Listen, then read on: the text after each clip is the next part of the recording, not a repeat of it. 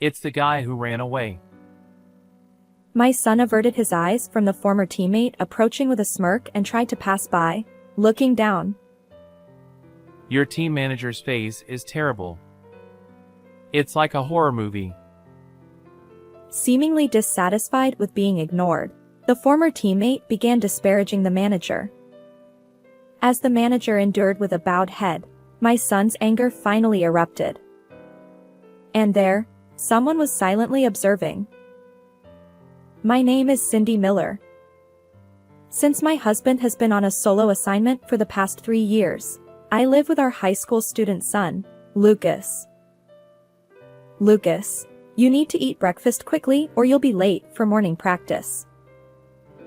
Contrasting the vibrant green of the garden outside, Lucas sat in the living room with a somber expression. Yeah. This spring, Lucas enrolled in a prestigious soccer school and joined the soccer team. Lucas started playing soccer in 4th grade. Although he didn't stand out much in elementary school, he would chase after the ball with friends, covered in mud, practicing with great enthusiasm. In middle school, he naturally joined the soccer club. However, around his first year of middle school, my health deteriorated significantly, and Lucas started skipping club activities out of concern for me. Michael Williams, the soccer coach at Lucas's middle school, took special care of him. The entire soccer team rallied around Lucas to lift his spirits. Fortunately, my health improved after a few months of treatment, and I returned to our normal life. With unwavering trust in Coach Williams, Lucas absorbed his teachings and began to shine. Lucas, do you love soccer? Yeah. I want to get even better. Seeing Lucas's eyes light up, Coach Williams recommended that he consider attending a prestigious soccer high school. I'll work even harder to become a professional soccer player. And so, filled with dreams and hope, Lucas decided to continue playing soccer at the renowned high school. However, despite being in an environment where he could fully enjoy his beloved sport, Lucas seemed a bit down shortly after starting high school, sighing more often than not. Lucas, is something wrong? Lucas paused while eating breakfast, then gradually began to speak. It seems that he's being ignored during club activities by the members centered around a senior named Jack Davis. Jack Davis, a skilled player who has even been featured in the newspapers. Lucas shared how he hasn't been given the ball to play with, and he's been excluded from practice matches since joining the club. After listening to his story, I told Lucas, "If you don't want to attend club activities, it's okay. I will talk to the school about it." Perhaps relieved by our conversation, Lucas regained some energy, finished his breakfast, and headed to school with his sports gear in hand. As I watched his determined figure, I whispered, "Do your best." And promptly, I contacted the school to discuss Lucas's unpleasant experiences during club activities. The soccer club coach promptly assessed the situation and promised appropriate guidance. When I informed Lucas about this upon his return from school, relief washed over his face. At least that was settled. However, despite the coach's assurances, the harassment toward Lucas persisted, and there were no signs of intervention. Lucas muttered sadly. Those with power can do whatever they want without consequences. His distrust toward the coach and the school continued to grow. I couldn't bear to see Lucas struggle every day, so I finally suggested he quit the club. But Lucas responded without hesitation. Being a professional soccer player is my dream. I made a promise with Coach Williams. Besides, if I give up soccer, what else is left for me? It was absurd to think he should abandon his dream over something like this. Inspired by Lucas's words, I made up my mind. Lucas, soccer can be played anywhere, right? How about moving to Dad's place, attending a new high school, and continuing soccer there? Lucas blinked in surprise at my unexpected proposal. Thanks, Mom. He said after a moment of thought, and I caught a glimpse of his long-lost smile. And so, we moved to where my husband was stationed, beginning a new life as a family of 3.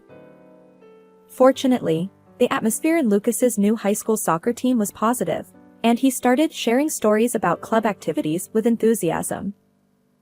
Originally, this soccer team prioritized enjoyment over winning or losing.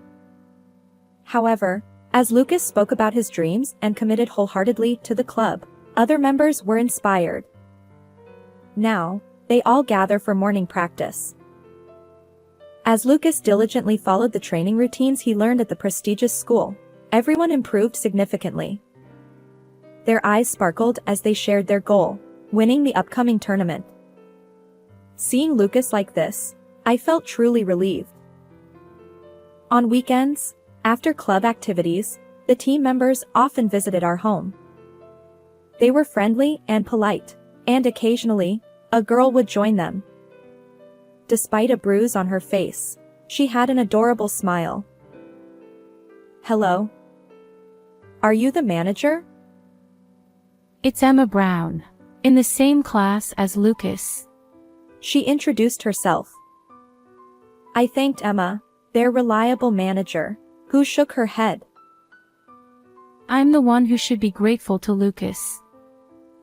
When people see the bruise on my face, they usually look away. But Lucas looked straight at me from the beginning and treated me normally. Lucas has truly grown as a person. Emma's words warmed my heart. On the long-awaited day of the tournament, I escorted Lucas and his teammates to the venue. Good luck, everyone. Let's aim for victory. Yeah. Their voices echoed through the air, undeterred by the cicadas' chorus. Lately, even after club activities, they'd come to our house for thorough strategy meetings. I hope their efforts pay off. As I watched their retreating figures, I couldn't help but wish for their success. Upon entering the venue, Lucas and his friends unexpectedly ran into Jack and former high school teammates. Hey, it's the guy who ran away. Smirking, Jack approached, but Lucas averted his gaze, trying to pass without engaging. Oh. Your team manager's face is messed up, isn't it? Looks like a horror show. Clearly unhappy with being ignored, the prestigious school team members began mocking Emma, who walked beside Lucas. Seeing Emma endure silently, Lucas finally snapped. Cut it out. Emma is an important friend to me. You guys wouldn't understand valuing your teammates. For the first time, Lucas stood up against the mistreatment he'd endured, leaving them dumbfounded. Being friends is not child's play. Clearly displeased, Jack and his group quickly disappeared to their waiting area. Thank you, Lucas. No, I'm sorry for dragging you into this. I transferred here because they've been ignoring me since I joined their team. Lucas explained the reason for his transfer to Emma. Just then, another team member rushed over to them, looking flustered. Unfortunately, it seemed they were about to face Jack's team again. Given the recent incident, the team members hung their heads. Sports isn't just about skill.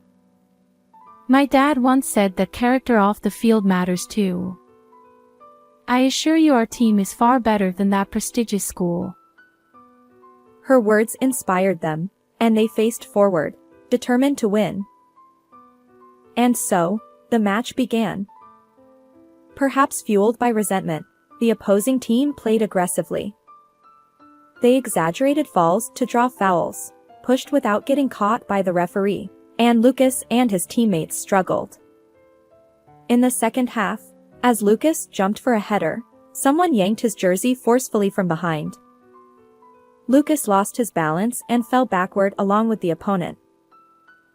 Ouch. Lucas ended up sprawled across the opponent's arm. The player winced in pain. He was carried off on a stretcher. Fortunately, the referee had been vigilant, so Lucas didn't receive a foul, but he still caused injury. As Lucas lay there, disheartened, his teammates rushed over. Lucas, thanks to you, we've become so much stronger. Let's do our best until the end. Yeah. Encouraged by his teammates, Lucas continued to play with all his might. And so, despite the accidents, Lucas and his teammates managed to secure a victory. While they didn't win the championship, reaching the top 4 filled them with joy. That night, Lucas returned home and recounted the day's events in detail. You know, Mom, having teammates is the best. He seemed to savor the happiness of playing soccer with beloved friends. Watching him, I felt relieved that we had made the right choice with the transfer. The day after the match was a holiday, so school was closed. Lucas, still tired, spent a relaxing day at home. Then, a phone call interrupted his peace. Hello, this is Miller. Hello. I apologize for calling on your day off. The caller was none other than Lucas's high school principal. The principal wants Lucas to come to the office at 2 p.m. today. I informed him. Oh, seriously?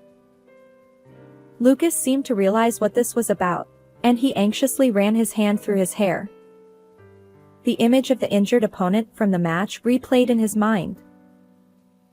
Even if it wasn't intentional, I caused an injury to a student from the prestigious school.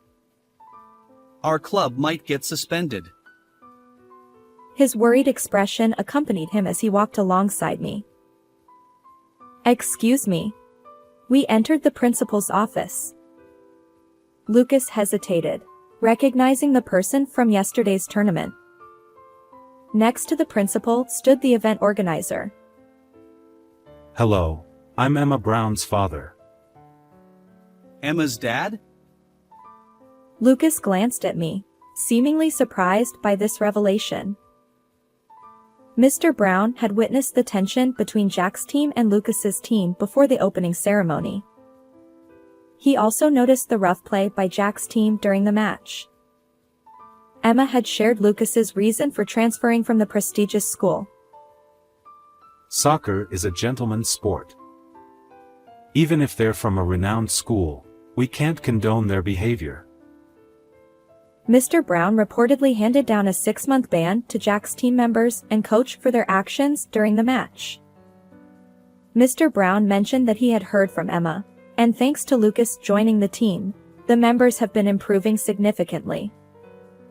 He was impressed by their performance in yesterday's match. With this level of talent, prestigious universities might even take notice in the future.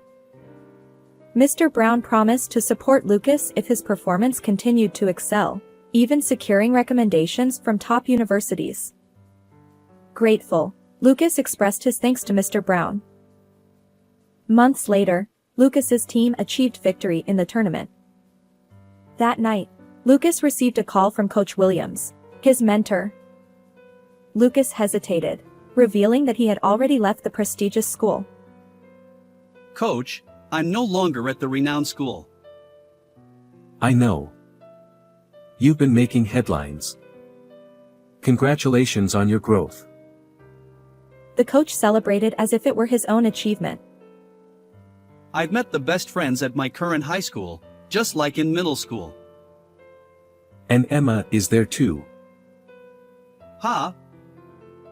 Hearing Emma's name from his mouth, Lucas blinked. The coach chuckled and explained. Interestingly, Mr. Brown was apparently Coach Williams' teammate from their high school soccer days. They share a close bond, and Coach Williams is familiar with Emma as well. As it turns out, Emma quickly informed him about Lucas's transfer. Coach Williams leaned in, his extensive network and insider knowledge evident. According to him, Jack and the others who ignored Lucas were childhood friends. They played on the same team since elementary school. Initially, they all planned to attend the prestigious school together and continue playing. However, when Lucas unexpectedly joined, they feared losing their starting positions. Consequently, they marginalized Lucas. Although they won't participate in tournaments for a while, they're now under a new coach, committed to training diligently and making a fresh start. Afterward, Lucas received a recommendation and gained admission to a prestigious university, where he continued playing his beloved soccer. As expected from such a renowned institution, talented players abounded. Among them were Jack and the others who had once marginalized Lucas, but now they found themselves on the same team again. Lucas, we were wrong back in high school. We were jealous of your talent. It's all good. Let's move forward as good teammates. Lucas forgave the reformed Jack and his friends. Now, he could genuinely enjoy soccer with them. Lucas's heart raced. Emma's voice echoed across the field. Okay, let's start our conditioning. Emma, Lucas's fellow manager, had also enrolled in the same university. Jack approached Emma, apologizing for their past behavior. It's fine. My bruise isn't noticeable anymore, right? As a college student, she'd mastered the art of concealing it with makeup. I don't care how you look, Emma. His nonchalant words made Emma blush. Lucas's growth into a compassionate, considerate person filled me with joy. In college, Lucas made great friends and continued to enjoy soccer. Although he didn't become a professional soccer player, he now coaches elementary school kids on weekends. His advice to them: If you want to improve at soccer, start by being a good person in your everyday life. Greet others loudly, help those in need, and value your teammates. As Lucas shared his experiences, the young players listened intently. I hope these kids, like Lucas, meet great friends and grow together. Everyone, I brought sports drinks. And Emma is still by Lucas's side, taking care of him. And as for Emma and Lucas, well, they eventually got married. Despite the challenges they faced, seeing Lucas continue to play soccer made me deeply grateful. And as for you, Lucas, cherish what soccer has given you and continue to be an amazing person. How did you find this story? If you enjoyed it, consider subscribing to our channel. Until next time.